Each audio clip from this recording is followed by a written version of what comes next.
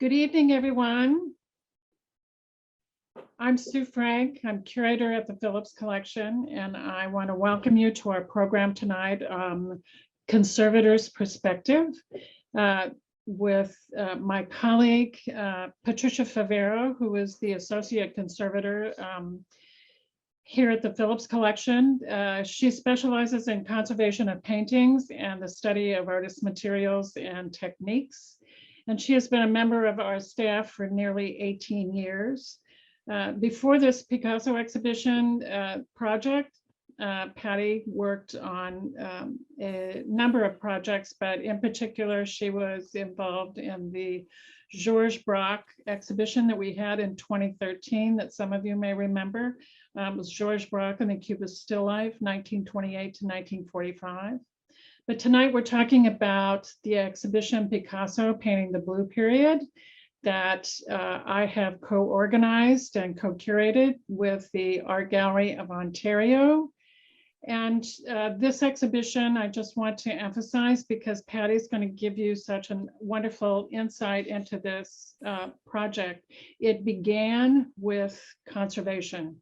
And conservation is really the foundation of this exhibition project. And it is featuring in the exhibition a room dedicated to conservation studies on the Blue Room, that is the Phillips Collection painting from 1901. And then there is a conservation study lab dedicated to the painting The Crouching Beggar Woman, owned by the Art Gallery of Ontario, and then one dedicated to the painting The Soup, a 1903 painting that is owned by the Art Gallery of Ontario. So it's an exhibition in which conservation and art history are really woven together as a single presentation.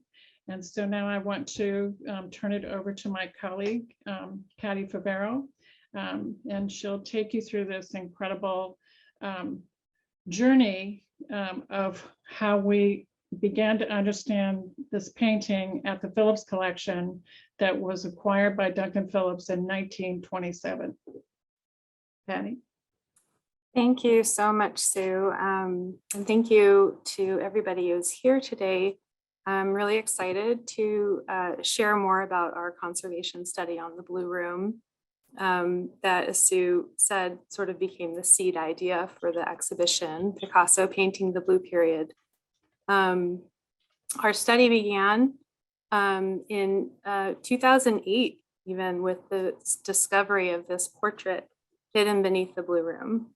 And over the next decade, it developed into a more comprehensive investigation at the same time that technologies for analyzing paintings were also developing that we were able to take advantage of. And happily, our study led to the similar investigations at the Art Gallery of Ontario on the Crouching Beggar Woman, which you see in the upper left, and the Soup in the lower middle. And the scale on these pictures, I'm noticing now, the Crouching Beggar Woman is much larger than the Soup, so you'll have to come see them at the exhibition. Overall, we learned that these works are more complex than we had previously imagined through our studies. And taken together, the three studies, we feel informed new art historical research, which is presented in the current exhibition at the Phillips. Tonight, I want to focus on, we'll focus on our study of the Blue Room. I want to share a little bit of my experience with the study as a conservator. And Sue will talk a little bit about how the new technical information informed her research for the exhibition and her understanding of Picasso. So it's become more well known over time that a significant aspect of Picasso's painting process includes reworking compositions and reusing canvas and cardboard supports. In our exhibition, there are at least 17 paintings that I know of that are painted over earlier compositions or include significant reworking. And I'm not counting ones that may be painted on the reverse of a canvas support or a cardboard support. But just to say that it's an entire other body of work that can be studied to learn more about Picasso's exploration of ideas and his development as an artist. So in examining the Blue Room over the years, we began finding clues that Picasso had made changes to this painting. We weren't the first ones to notice these clues. And Conservator's report that we have from 1954 notes that, quote, the canvas is supporting two compositions with the outlines of the first showing clearly on the present paint surface. And they're referring to these surface textures that you see in this raking light image, where you have these very distinct edges of brush strokes that come through the thin layers of the surface paint, and they don't follow the composition that we see today. This is often one of the first clues that an artist has made changes to a picture. So on our closer examinations of the paint surface, we find many other clues that our painting is one of Picasso's reworked canvases. So here's a few details. Here's one from the upper left where you can see at the edge some yellow paint peeking through at the edge, but also through these thin layers of paint, surface layers of paint, and a dark blue line as well underneath those surface layers.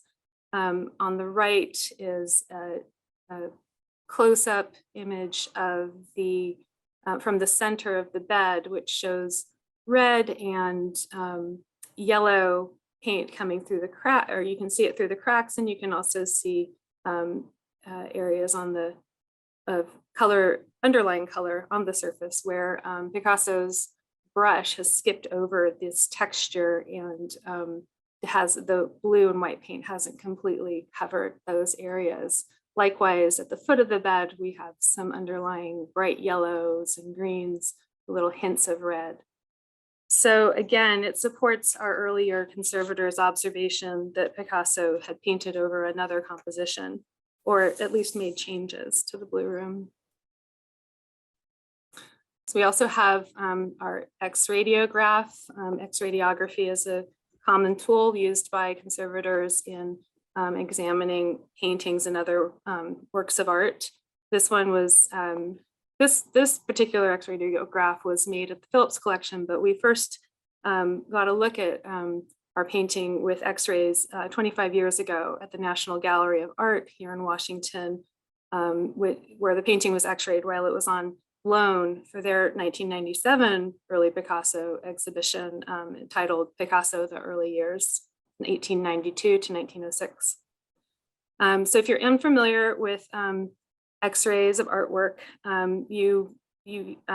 low-powered X-rays are used that penetrate all the layers of the artwork, including the canvas and the paint layers. Some materials are more transparent to the X-rays, and the areas that are darker is where you have better, where the X-rays come through, and then some materials are more opaque and you get these brighter areas.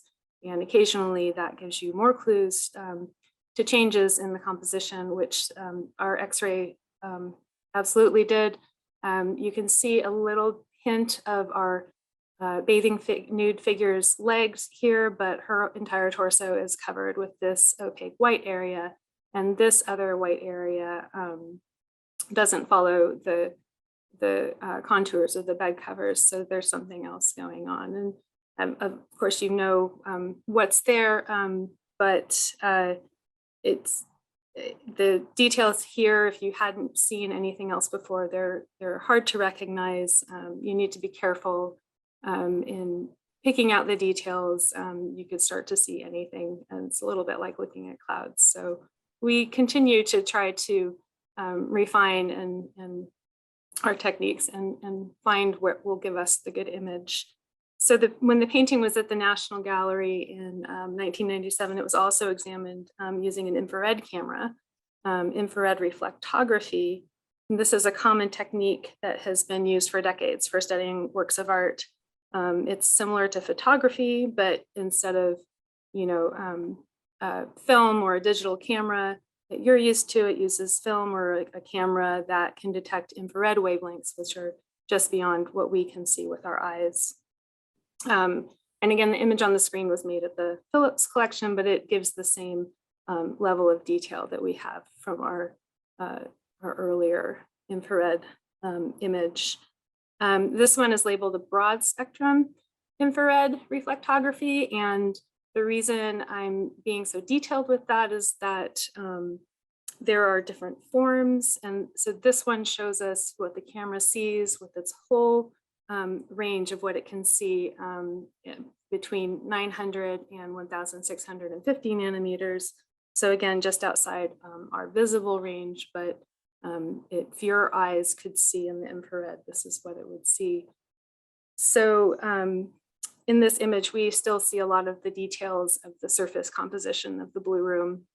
There are some hints of that underlying composition, but it doesn't give us much more detail than the X-rays. So we tried using filters with our infrared camera here at the Phillips to limit the camera's region of sensitivity. And this is similar to using filters in photography or even wearing colored sunglasses to filter out certain wavelengths of light.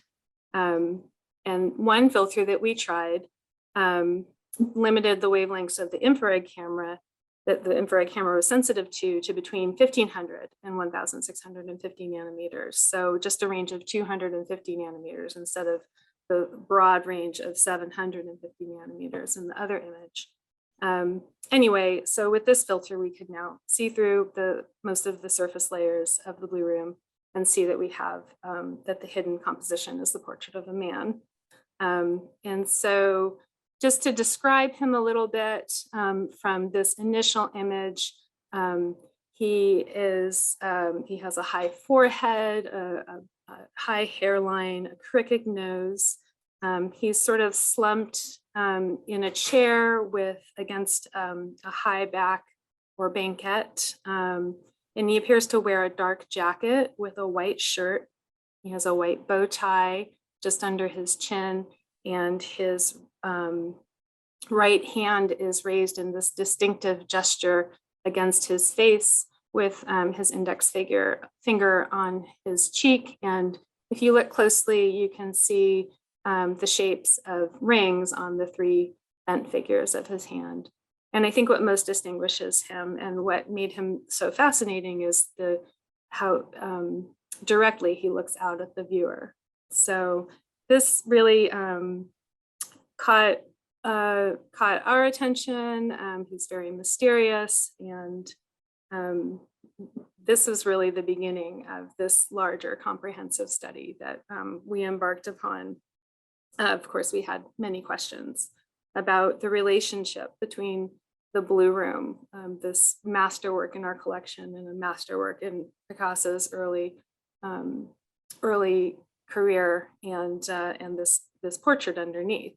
Of course, everybody wanted to know who the sitter was, and we were looking for drawings or paintings that might be related, that might help us to understand who this person was.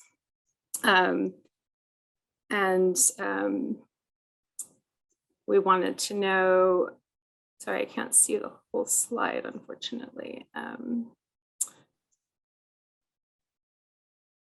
Well, we wanted to figure out when the portrait was painted and how that related to when the blue room was painted as well.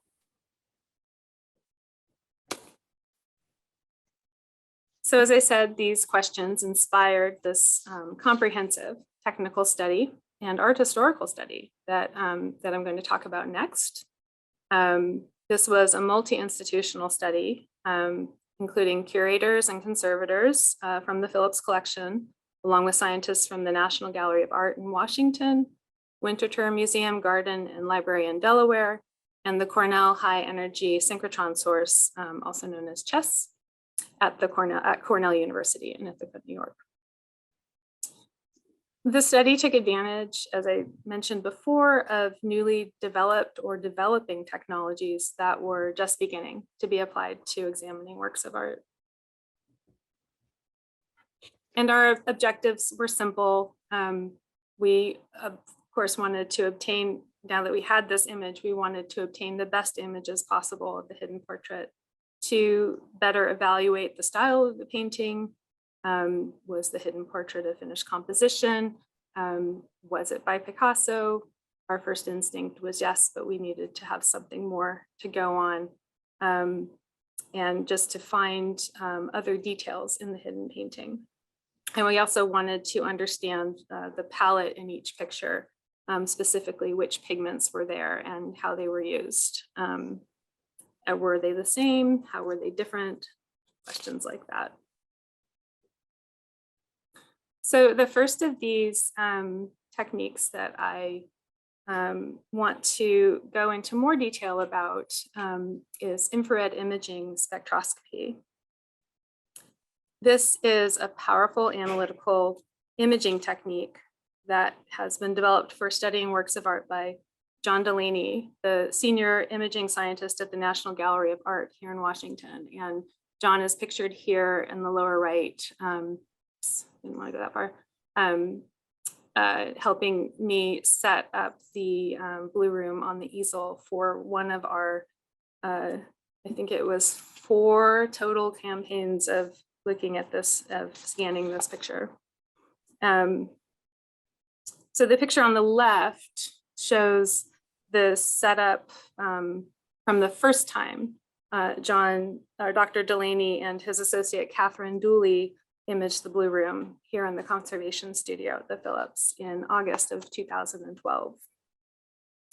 And this is up on this highly technical cart. Here is the camera in this blue box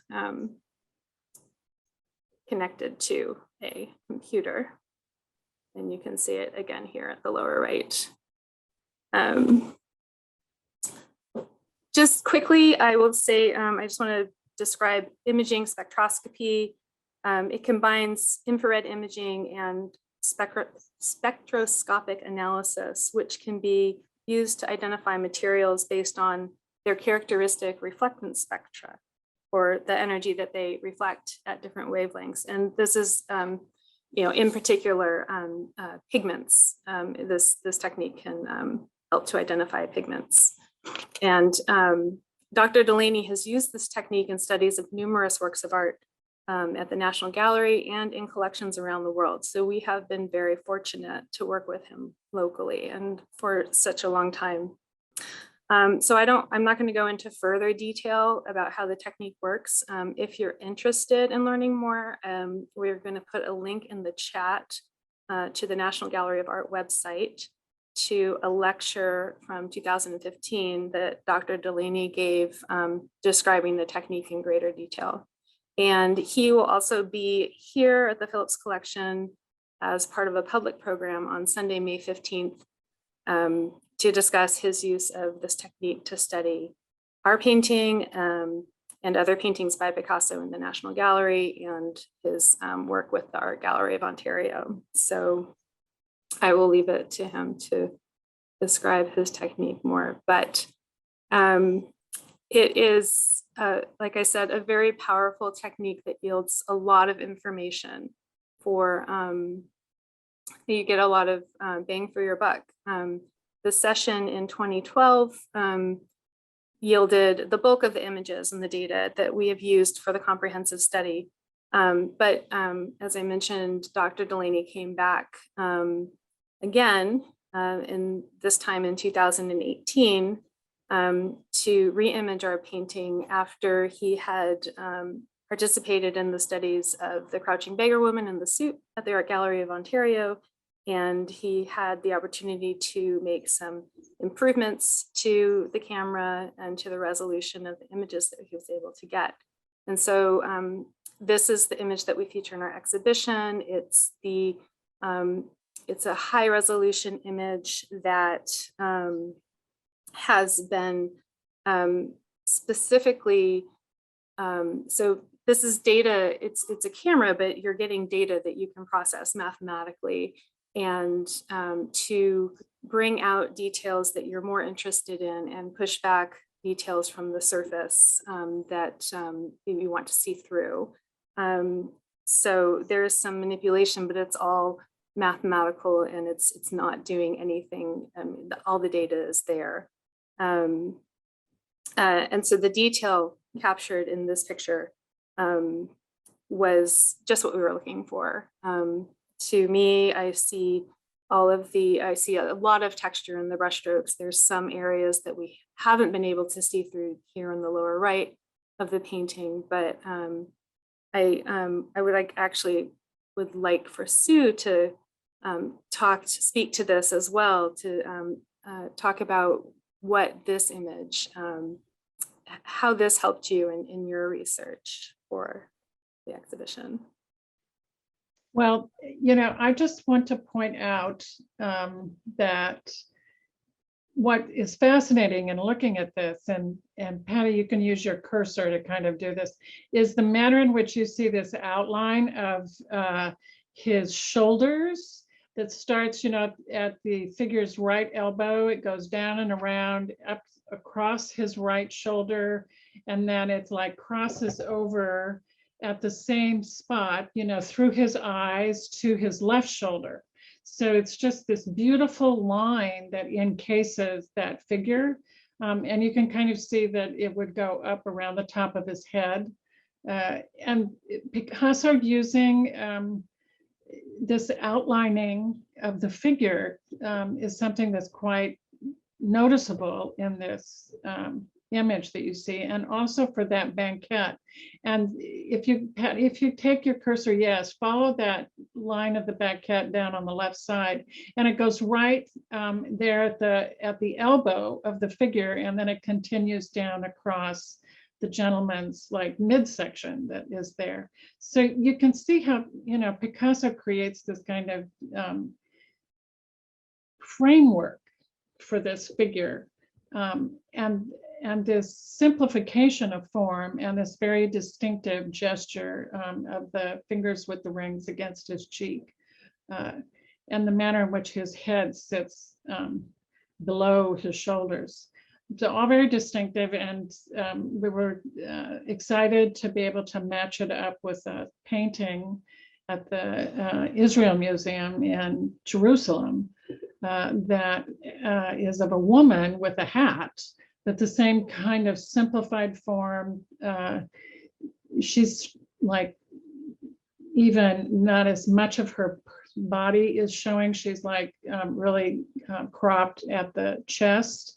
But this distinctive gesture is also in that painting. And so seeing this image and finding at work that is a known signed work that has been dated to likely July 1901 was like a real kind of exciting moment for me personally, kind of working on this and seeing how this hidden image connects to something that we actually know from another institution. So yes, and I'll take that moment to point out that for those that don't know, that the Blue Room is also from 1901. So we have two paintings from the same year on the same canvas, which is, let's see, there we go, leads into this beautiful false color image, which is also made using the same infrared reflectance data. It just takes 3 different black and white infrared images and assigns them to the red, green, and blue channels of a digital display, and then layers them. And what that can do is it helps to highlight artists' changes and enhance contrasts between different pigments or other artist materials. But what it does with our paintings so wonderfully is it shows this relationship between the two compositions on the same canvas. it illustrates that Picasso turned the canvas 90 degrees counterclockwise to paint the blue room. And it also shows the positioning of the bather directly over the man's face. And of course, this is very tantalizing. And you wonder if this is on purpose. I don't know, Sue, what do you think? Oh, I think it was definitely on purpose. I mean, he's very specific. You know, the thing about this particular false color image that is exciting for me to see is that knowing that, and I know you're going to talk about this later, that there's no barrier between the two paintings that he just painted on top of the portrait. And you see, you know, he's turned the canvas 90 degrees counterclockwise. And, you know, thinking about process and how he starts, and and you know, you can kind of draw, you know, use your cursor to kind of show where he made the change in the shape of the zinc tub to make it smaller. But as you've described, you know, he just goes up to the edge of the bather's legs. He doesn't go across. So it's different. You should speak about how it's different from what we see on the right with the table and that vase, you know, kind of bucket that where the flowers are on the right, that you can interpret and make me understand, the curator, what came first, you know, and what is laid on top of the other. Yes, definitely. And this image really helped me to see this versus some of the black and white images that we have. Yes, like you said, Sue, the lines of the tub, both versions of it stop at the outlines, the contours of the figure, as well as lines of the bed. It's a little difficult when you're just looking at the painting under the microscope to decide which lines came first, but this strongly suggests to me that he drew the contour of the figure first, and then and added those elements later, versus the table, where you can clearly see the curve of the table come all the way around through the back of this bucket or vase of flowers. And so it looks to me like he painted that on top of, after putting in the form of the table. And I'm just going to jump in here and say that this is where curators need to go and have conservators kind of point things out to them and let us kind of understand what this kind of study reveals, because it's not always obvious to a curator or an art historian how to interpret this. We really need to talk to each other, and it's a team effort when you do this. So I certainly learned a lot about interpreting images with this project. And I'll talk about that a little bit later, because while I was familiar with interpreting XRadiographs and infrared images, we have other analytical images that were so important in this study. And this one is coming up. So we had another campaign to image the painting in 2019. We had the opportunity for John Delaney and his associates to come back to the museum while the painting was undergoing conservation treatment. So these images are just showing that as part of this treatment, this is a before treatment image of the back of the painting. And you can see that it has this very thick stretcher and crossbar and keys that are obscuring a lot of the canvas. And I needed to get access to the canvas to do to the full canvas to do the conservation treatment.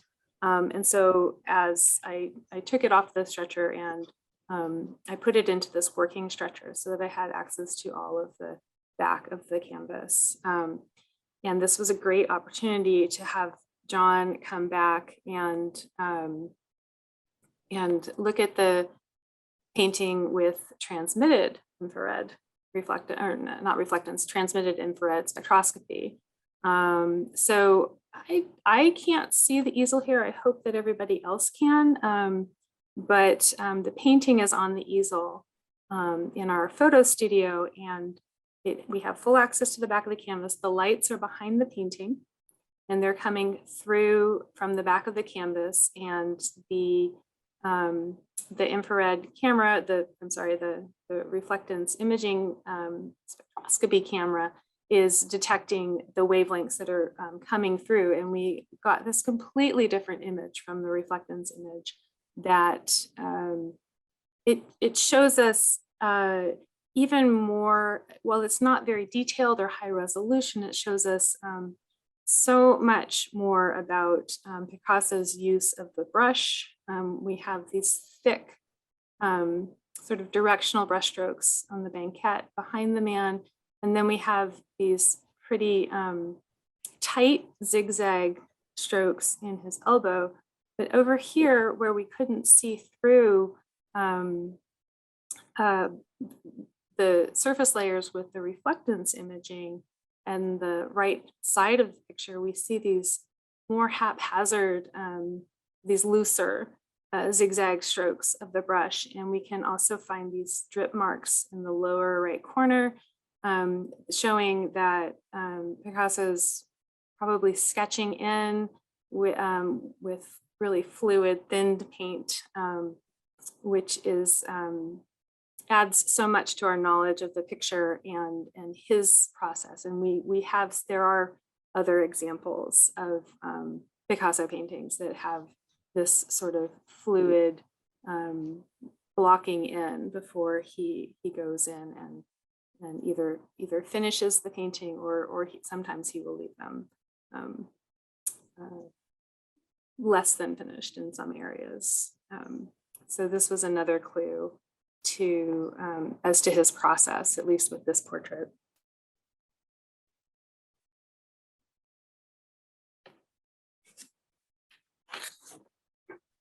So I did say before that imaging spectroscopy is a very powerful tool. It gives us so much information, but I have to say that this is my favorite part, the pigment distribution maps that are able to be generated from this spectroscopic data. And these are generated,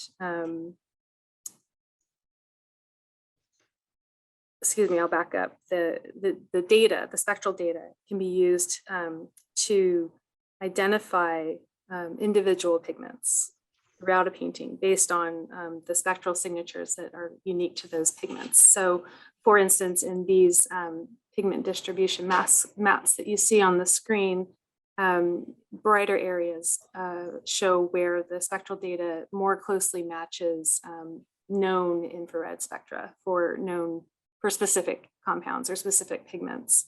So this allows us to see not only which pigments are used, but where and to some extent how they're used.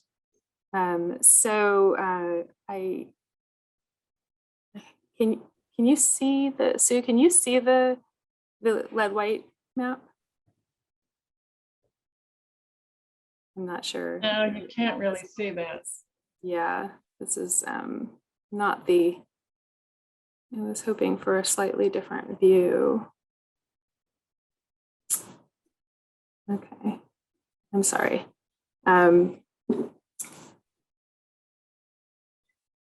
Well, I'll say that, well, let's focus on the Prussian blue and the ultramarine. I think these maps are significant because in the Prussian blue map, you can see the use of this pigment, especially in these bright areas where we know that there are these pure Prussian blue lines in the blue room, the extent to which Prussian blue is used throughout the painting.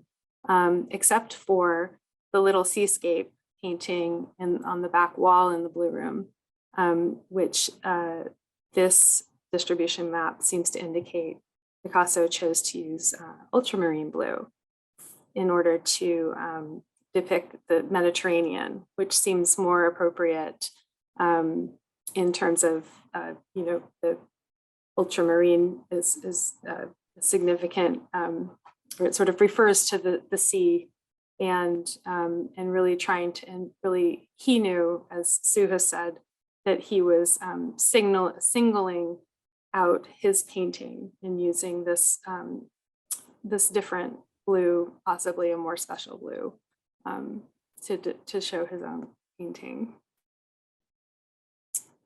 Let's see. Not sure what's happening.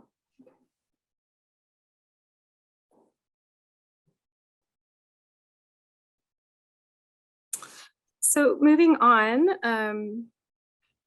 I wanted to talk about another aspect of our study that was separate from the infrared reflectance spectroscopy. We decided we wanted to explore other possible methods for studying the materials in the Blue Room.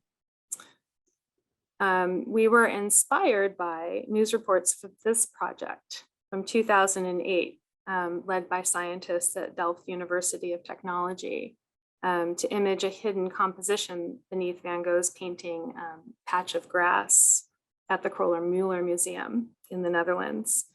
Like our painting, and this is an image of the X-ray of the painting, turned 90 degrees, I believe counterclockwise, but we can't see the whole X-ray from this image that I took from the Kröller-Müller website. But there's an image of a head of a woman, a face that was not very legible in the X-ray. And this project used high energy X-rays to identify and map chemical elements present in the pigments, and allowing researchers to create a colorized simulation of hidden work.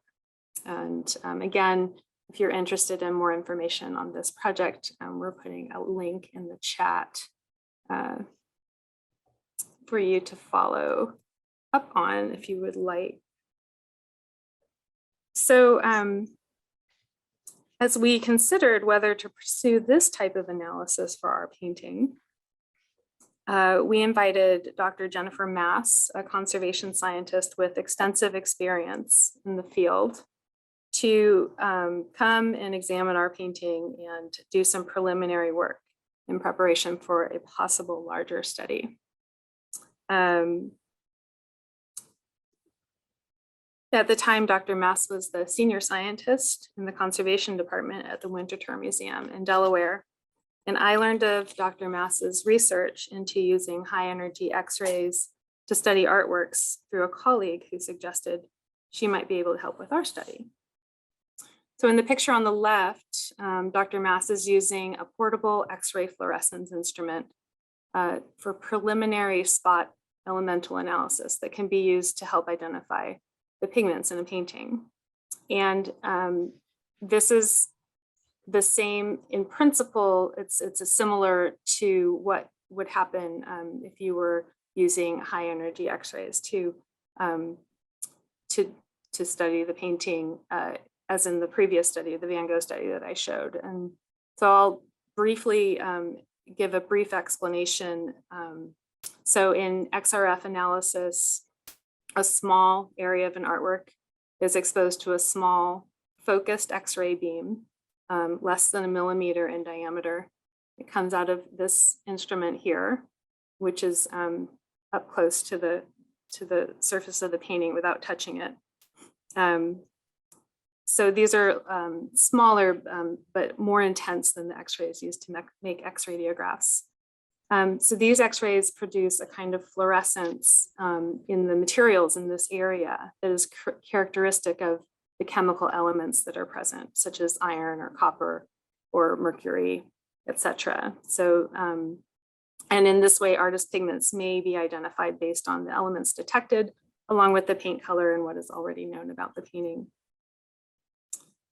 So we used the results from the XRF spot analysis to select locations for taking paint samples. And the image on the far right shows a sample from the center of the bed in the Blue Room, seen in cross section. And it's the one, I believe it's the one that Dr. Mass is taking in this photo at the center, carefully removing from an area of a crack at the center of the bed in the blue room.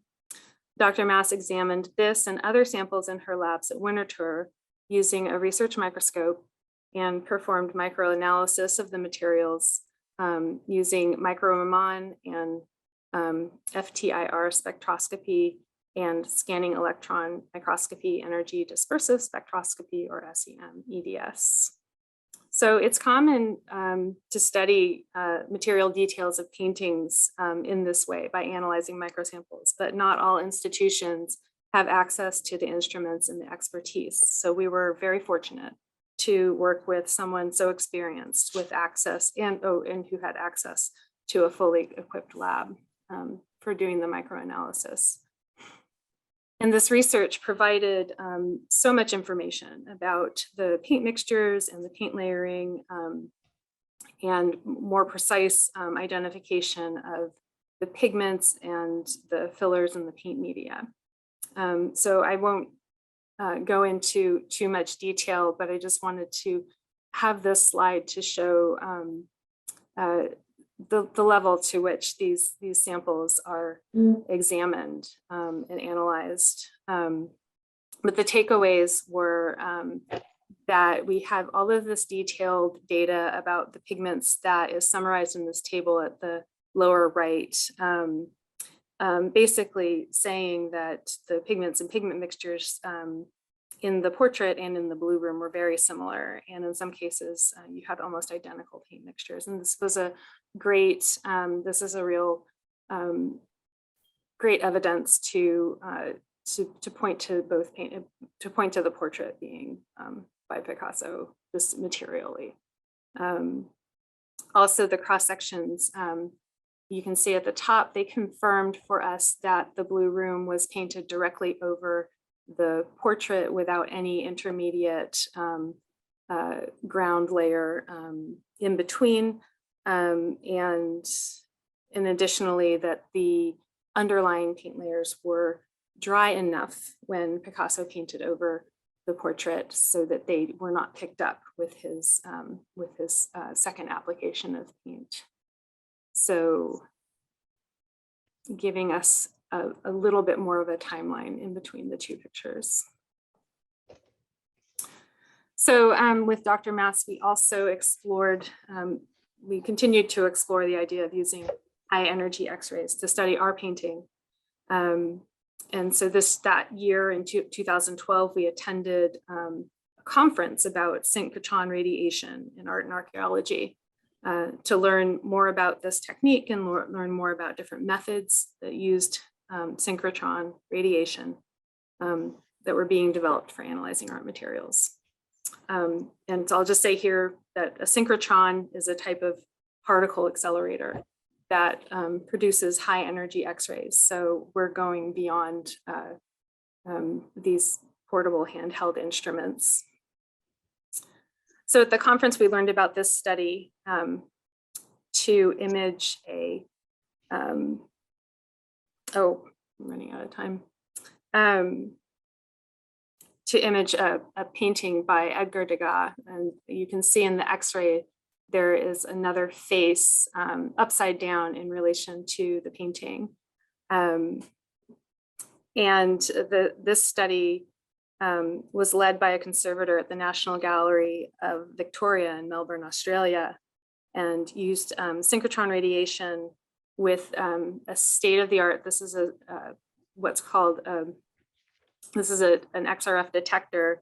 It's a state-of-the-art detector called Maya that was developed by scientists in Australia at the Commonwealth Scientific and Industrial Research Organization, or CSIRO, together with scientists at Brookhaven National Laboratory in New York. All of that is to say that we met these scientists at this conference, and Dr. Mass also introduced us to her colleague Arthur Wall. He's seen in the background of this photo, a senior research associate at the Cornell High Energy synchrotron source in Ithaca, New York, with whom she had worked previously using synchrotron radiation to study art materials. And so this is just a schematic of the particle accelerator at the Cornell University campus underneath this athletic field, and this building is the chess facility where we ended up taking the blue room. We learned that analysis using synchrotron radiation has great potential, but is something that small museums and conservation departments like the Phillips don't typically have access to. And so we took a chance. I need to say here that to transport this painting to a science laboratory for analysis was a highly exceptional request. I am so appreciative for the support of my colleagues at the Phillips Collection, including Sue, along with our head of conservation, Lily Steele, our chief registrar at the time, Joe Holbach, chief curator emerita, Eliza Rathbone, and our director, Dorothy Kaczynski, for giving us the opportunity and the go-ahead to pursue this line of research. And I also want to thank the Herbert F. Johnson Museum on the Cornell campus for making their facility available when we took our painting to Cornell. So this is the team after we finished scanning the blue room at Chess. I will quickly go through some of these images that I haven't really had a chance to share before. This is Dr. Wall. He headed up the preparations for receiving the painting at Chess. And you can see him here making some adjustments in this tiny room where the painting was set up. This is the easel that the painting, that's right, that's correct. This is the easel the painting was set up on. This is where the detector would go. This is where the X-ray beam comes out. It's focused here, and would contact the painting, and the fluorescence would come back into the detector. And I did not say that Arthur reached out to the developers of the Maya detector that was used in the Degas study, and they agreed to supply a prototype detector for our scan. And the reason that we were excited about this is that the detector was very sensitive, meaning that it would be possible to scan our entire painting in a relatively short amount of time and with less radiation exposure than other methods. So we were happy about that. And he also built this motorized easel. I mentioned that. He and Dr. Mass ran preliminary tests on microscopic samples from the blue room to ensure the X-ray energy would not harm or otherwise alter the paint materials. And finally, he equipped the hutch with these portable air conditioning units, and we monitored, he helped us create a stable temperature and relative humidity for the painting in this small room, and it helped us to maintain and monitor that while the painting was inside being scanned. And again, to reiterate that this was such an exceptional circumstance to transport this painting for analysis and the care that required. So this is my colleague, Elizabeth Steele, the head of conservation at the Phillips Collection. I traveled with the painting to Cornell. She came, we were both there to ensure the safety of the painting with all of this other activity happening in this small room. And this photograph on the left is taken from my vantage point in helping set up the painting. I've lost my cursor. Here's the detector. And you can just see how sort of tight everything is. I also love Lily's expression in this picture. And this is my vantage point while the painting was being scanned through this small window in the door of the hutch and through these plastic freezer flaps. You can see how, in this image, how close that detector is to the surface of the painting. Only a few millimeters away. And even after our careful preparations, I just stood there with my, watching it to be sure that it wasn't going to snag or jump, which it didn't. Slightly nerve-wracking.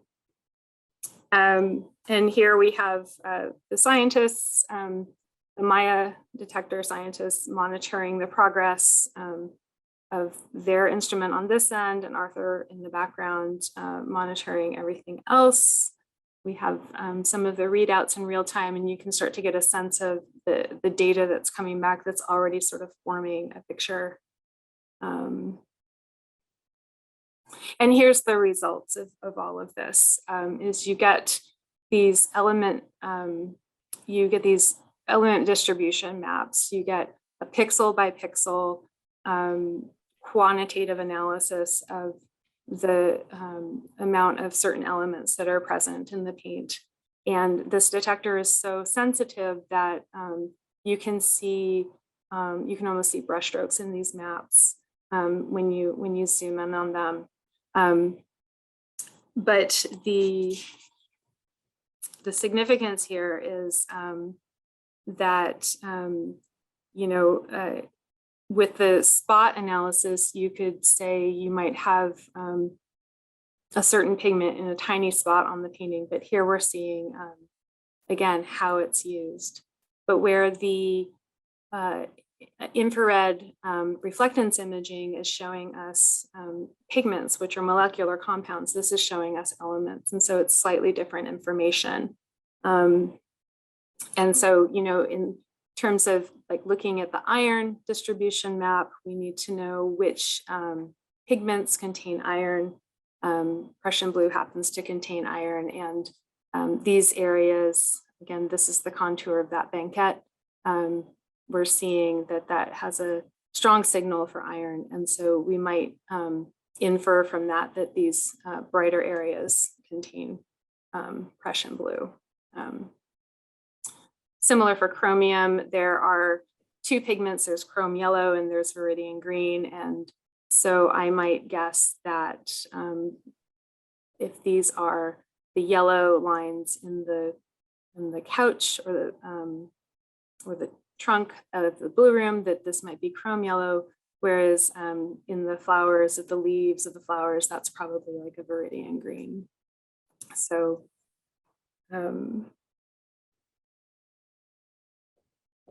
and in the case of this painting, so we were hoping that we would be able to image this hidden portrait in a similar fashion that they were able to do for this Degas study, but the painting presented certain limitations. But through discovering these limitations, we also began to understand how Picasso painted the blue room. And what we found was that this is the element distribution map for zinc. So this is probably zinc white or zinc oxide, and it's everywhere in the blue room. It's everywhere, and it's probably mixed with various other colors to extend that color, but also to create these muted tones that you see in the blue room. But it limited the ability for us to get that elemental information from the painting beneath.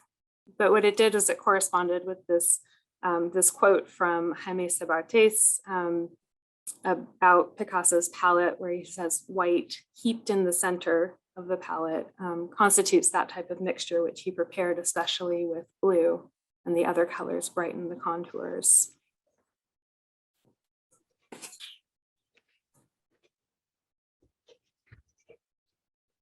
Yeah, so I'm running out of time, but that's, I think I will go through this very quickly.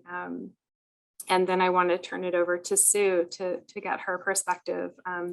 So this is just to show all of this data that we're getting from these various analyses, and bringing it back to the painting and having to interpret it by conservators and curators, understanding the data by what we know about the painting and what we're learning about the painting. And we needed all of these techniques to find details in the hidden portrait, and to learn as much as we could about the picture. So I'm just going to focus on this oval area in the painting. You have the red that comes through. We looked at that before. We have the cross section where the colors in the underlying layers were identified as vermilion and chrome yellow. So keep that in mind, those red areas. But in the infrared reflectance image, this area appears white, except we have this sort of distinct shape, oval shape. In the pigment distribution map from the infrared reflectance, we can see that this is for lead white, and we can see that Picasso used lead white for the shirt and for the bow tie, but in this oval area, he's using a different color. In this pigment distribution map, also you can see the form of a hand, which you can't see quite as well in the infrared reflectance image. And then finally, in the elemental distribution map, this area, this is for mercury. Mercury is found in the red pigment vermilion. It's mercuric sulfide. And we have this distribution in this. All the other bright areas you're seeing are from the blue room, but this oval area is coming through the paint layers into and showing us we have this distribution of red underneath. So this is all of the data sort of combined. And from this information, we were able to get some color, a bit of color simulation. So we believe that the man is holding a flower with his left hand against his shirt front. You can also see that we found colorful rings on his fingers. And I think I need to turn it over to Sue here because yes, we're kind of at time. So I'm sorry to rush through that so quickly.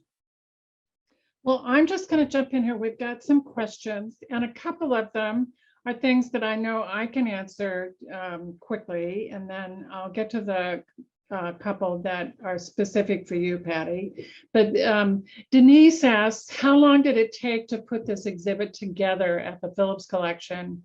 And how many staff does it take to do this? She's seen the exhibition, so she's curious. And I'll just tell you, Denise, and everyone, it's taken 10 years to put this exhibition together.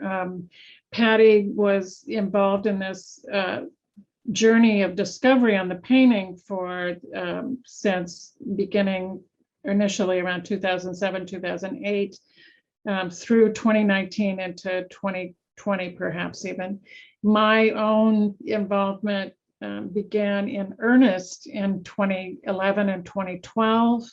And then I went to the Art Gallery of Ontario in 2014 to invite them to partner with us. And so that took some time for the Art Gallery of Ontario to kind of do the studies on their two paintings and allow my co-curator and I to kind of craft our checklists and then get to know the Picasso people we needed to get to know.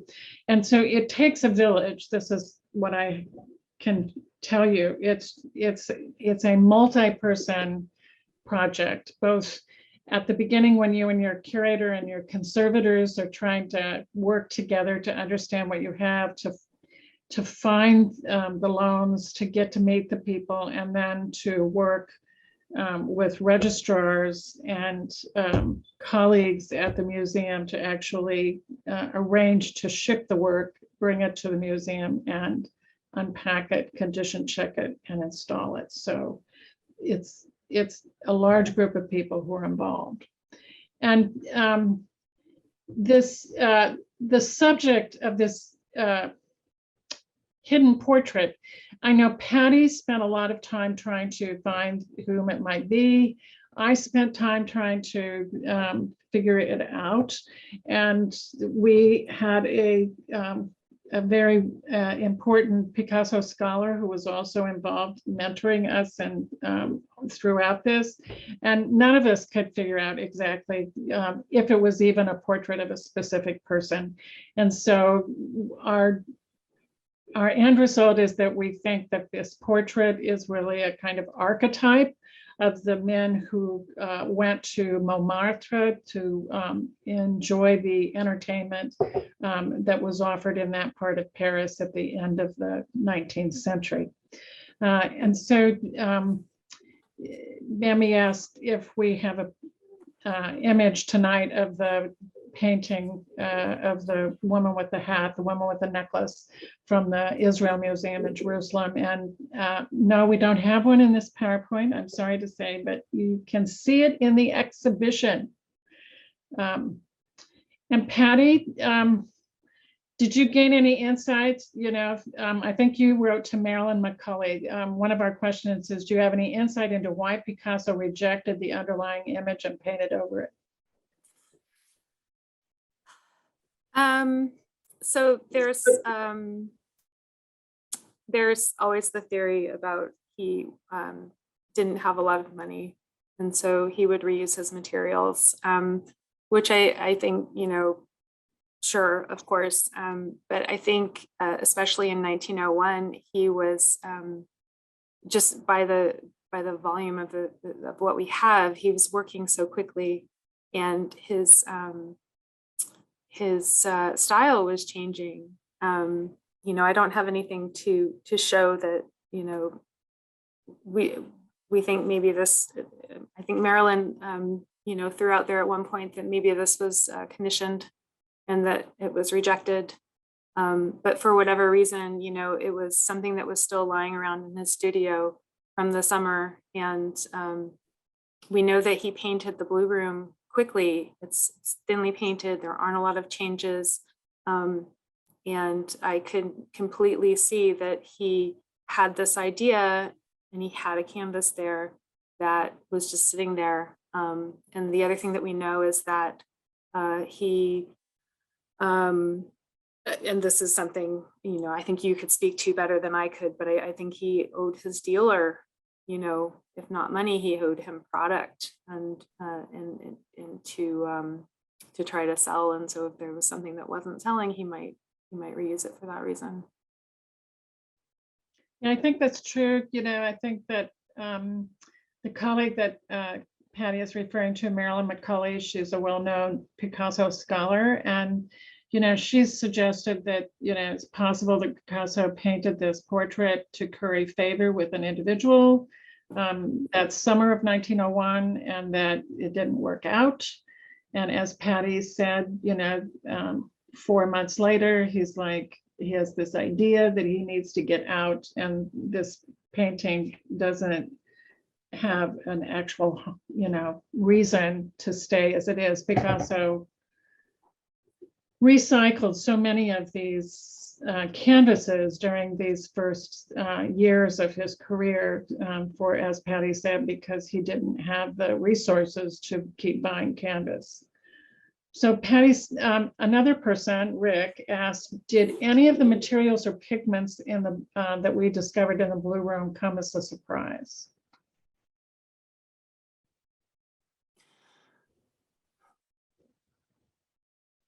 Just going back over. No, nothing is jumping to mind. I think what was somewhat interesting is his use of lead white in the portrait, and only zinc white in the Blue Room, and that might be very sort of niche, but it does make me wonder why.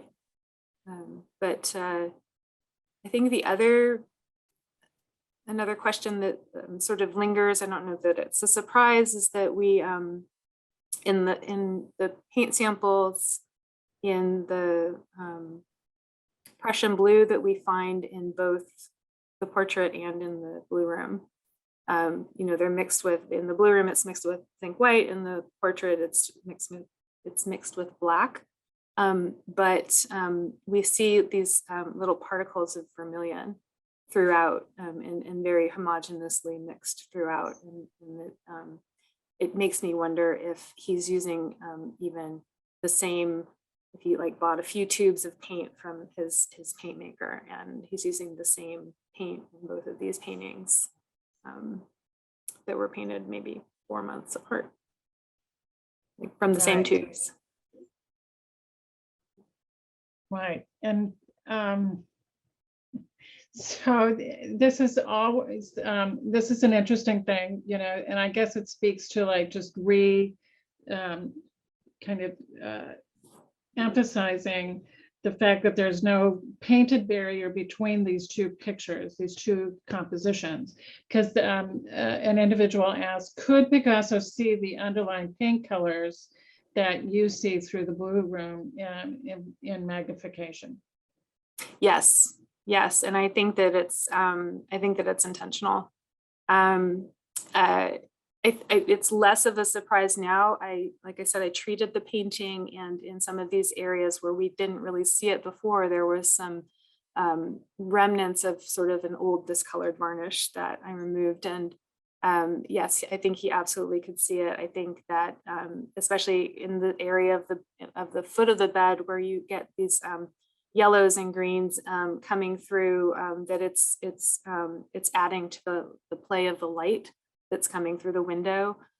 So even in our painting where he didn't reuse the underlying forms as he's been known to do, he's definitely using those underlying colors in the final composition, and especially up in the corner, the upper left corner of the blue room. I mean, he definitely saw that. Yes, I believe that. So one of the people wrote in, Patty, this is an interesting question, kind of, I'm going to twist it a little bit, wants to, you know, really how long it takes to do an examination of a painting like this. And I know it's like, it's a different, you know, each one of these processes, techniques is its own thing. But just to talk about, say, scanning with John Delaney, Dr. Delaney from the National Gallery versus that trip to Cornell, and the difference of time, you know, the scan at the synchrotron. The scan at the synchrotron, it lasted, my memory is a little bit off, but it lasted at least 36 hours straight, you know, that the painting was in there. And when John Delaney comes to the Phillips, we can typically look at our painting after everything's set up, you know, in a matter of hours. So it's definitely, it's very different. In terms of, I know the question was about scanning, but I wanted to, I wanted to give credit to Damon Conover, who created a program where all of these images could be registered and created in layers in Photoshop. So you can sort of sift through all of these images and play with them to, you know, try to understand what you're looking at. And in terms of like, how long does it take to examine a painting and understand what you're looking at? I still look at those and still looking for things. So that's a much sort of an aside. And I'm going to have one last question. It's from Peggy, and she says, is there, you know, basically, can you use these processes, these advanced techniques to go and ensure that you're looking at something that's not a forgery? That's a little bit out of my realm, I think what we always are looking for is if the materials are consistent with the time period.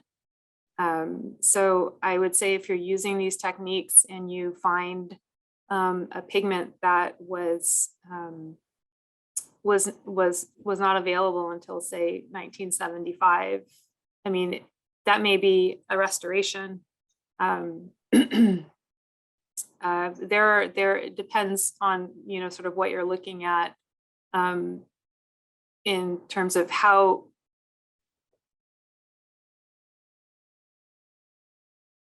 to say this, what lengths would a forger go to, I suppose, to,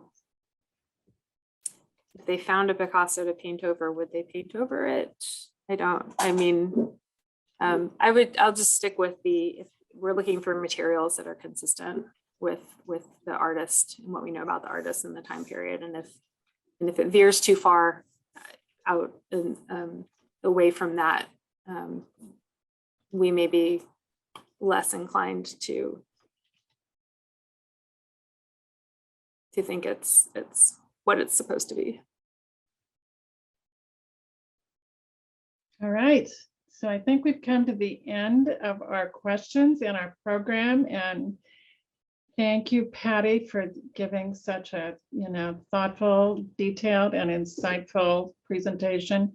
I always learn more every time you explain these complicated things. I'm kind of a Luddite when it comes to the scientific part of it, so I always appreciate these refresher walks through everything. And so I, want to thank everyone who has stayed, on the program. I know we went a little over time, and thank you all for attending this evening. Appreciate it. Thank you. Please come to the exhibition. It's open till June 12th.